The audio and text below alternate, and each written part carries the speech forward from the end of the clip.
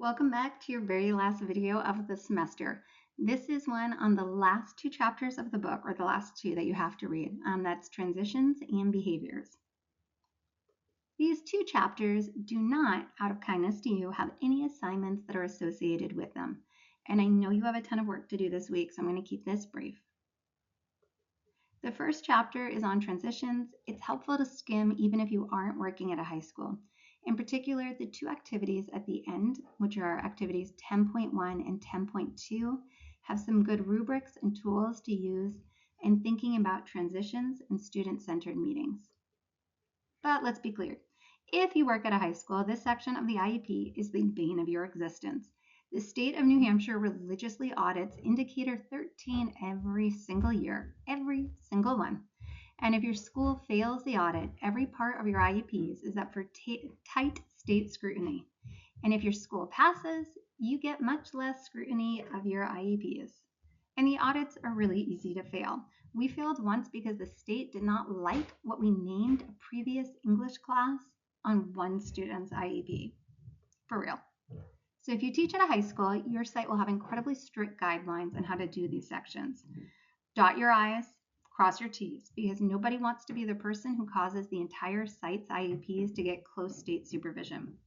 If you have questions about what should go into the transition plan for compliance, let me know. But I'm going to move quickly into what the chapter focuses on, which is why we do this and what the section should be. Post-high school outcomes for students with disabilities are abysmal. Arrests, unemployment, any metric that you can pick, dismal. IDEA recognizes the stuff that we work on in school doesn't set up our students' lives. Knowing how to multiply is awesome, but if you want to be a hairdresser, you might need some other skills too. The goal of the transition section of the IEP is to focus on who the student wants to be, and then to break down what actually needs to happen over their high school career to get them there. And the fact is that without the tight state audits in the state of New Hampshire, these are conversations we probably wouldn't have. But the state makes us have them, and the law makes us bring students to the meetings where we discuss transitions, which means that the real conversations happen. Now, I have students who refuse to budge on post-high school careers of joining the MBA. That particular student wound up not graduating, and I never made a dent in planning for life after high school. But for many students, having these conversations during case management time and at the IEP can help create an environment where the students' dreams are acknowledged and concrete services put into place to get them there. Transition plans, especially with the weird phrasing that's needed to pass state audits, can feel like just another part of the overwhelming paperwork pile that makes up an IEP. But it can be a way to get to know the student holistically, to propel them forward into their future, and to get their voice into the IEP. And guess what? No Edpuzzle questions. This is your last video, so I'm being kind.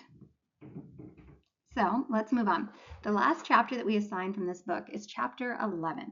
This is the chapter on behavior support plans. The information is helpful, but in New Hampshire, teachers are generally not the ones writing a behavior support plan. In fact, there just generally aren't a lot of behavior support plans in New Hampshire IEPs, which is a quite significant problem. So I kind of wish this chapter was more relevant to almost everybody.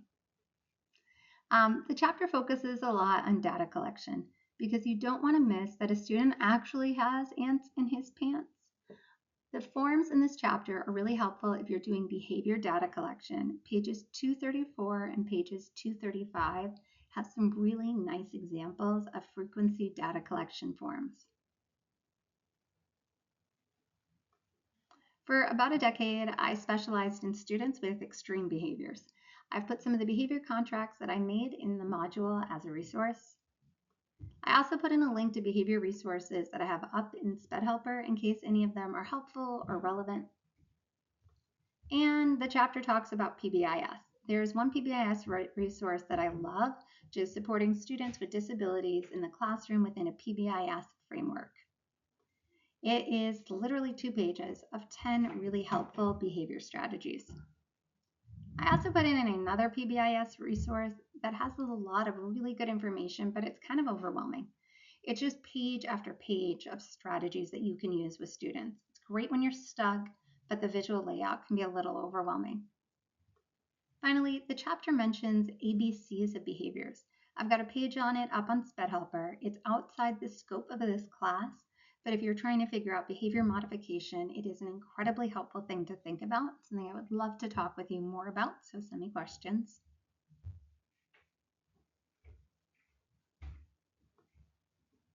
And that's it, folks. There is a lot more that I could say, but I want to be mindful of how much work you have this week.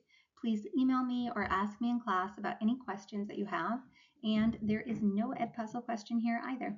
Have a great week.